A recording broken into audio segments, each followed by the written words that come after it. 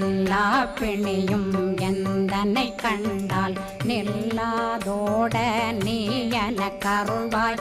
ஈரேடுலகம் என குறவாக ஆணும் பெண்ணும் அனைவரும் எனக்கா மண்ணாளரசரும் மகிழ்ந்துறவாகவும் உன்னை துதிக்க உன் திருநாமம்.